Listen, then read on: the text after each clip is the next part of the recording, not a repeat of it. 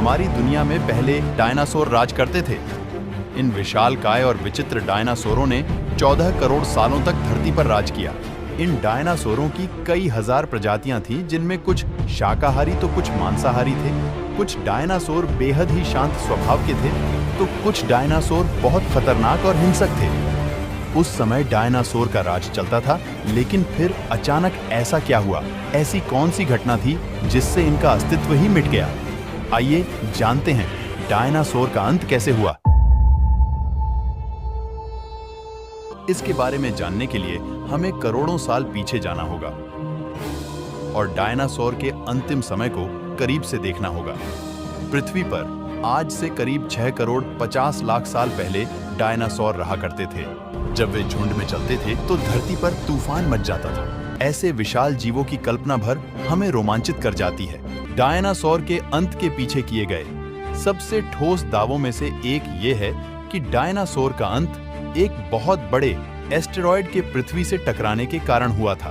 BBC की documentary में एक बात जो सामने आई है वह ये है कि अगर ये एस्टेरॉयड 30 सेकंड पहले या 30 सेकंड बाद भी पृथ्वी से टकराया होता तो शायद डायनासोर विलुप्त नहीं होते। ऐसा इसलिए है क्योंकि यह एस्टेरॉयड या तो अटलांटिक महासागर या प्रशांत महासागर के गहरे पानी में गिर जाता, जिससे कि डायनासोर को कोई नुकसान नहीं हुआ होता। आज से लाखों साल पहले बाह्य अंतरिक्ष से आया एस्टेरॉयड का एक टुकड़ा मंगल और बृहस्पति के बीच एस्टेरॉयड बेल्ट में घूम रहे एक विशाल एस्टेरॉयड से टकरा गया और टक्कर के कारण एस्टेरॉयड की दिशा बदल गई, जिसके कारण वह एस्टेरॉयड बेल्ट से निकलकर सीधे पृथ्वी की ओर बढ़ता गया।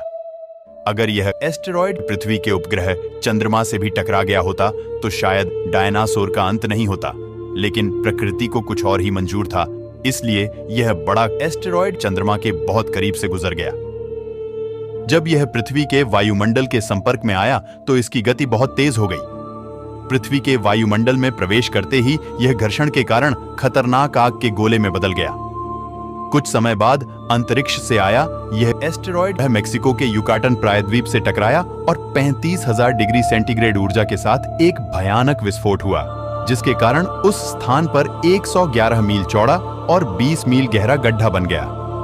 टक्कर के 16 मिनट 40 सेकंड बाद पृथ्वी के चारों ओर 11.1 तीव्रता की भूकंपीय लहरें उठने लगी, जिससे समुद्र में बड़ी बड़ी लहरें उठने लगी और चारों ओर सुनामी लहरें बढ़ने लगी।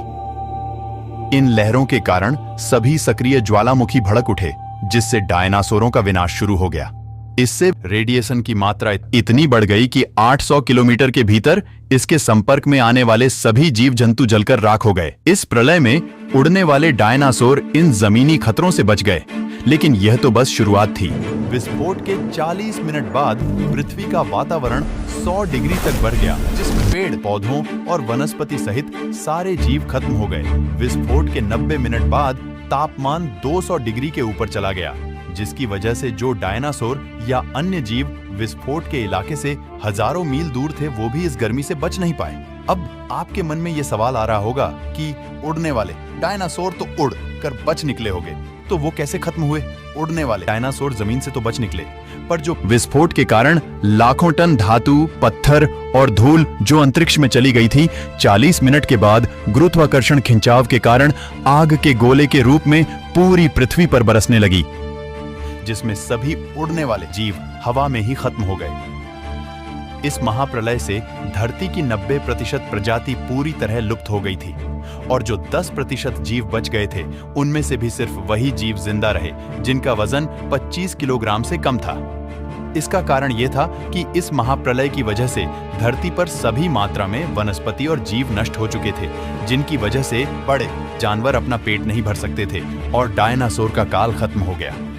आप कल्पना कर सकते हैं कि आज से करोड़ों वर्षों पहले हमारी धरती पर कितने ताकतवर जीव रहा करते थे। डायनासोर इस धरती पर लगभग 16 करोड़ साल तक अस्तित्व में रहे, लेकिन मानव ने अभी तक सिर्फ 25 लाख साल गुजारे हैं। उस हिसाब से डायनासोर ने हम लोगों से 64 गुना ज्यादा समय धरती पर व्यतीत किए। बता दें कि विलुप्त होने के करोड़ों साल बाद भी डायनासोर हम इंसानों के लिए एक रोचक विषय रहा है और आगे भी रहेगा, और इनसे जुड़े शोध निरंतर होते रहेंगे और हमें नई नई जानकारियां प्राप्त होती रहेंगी।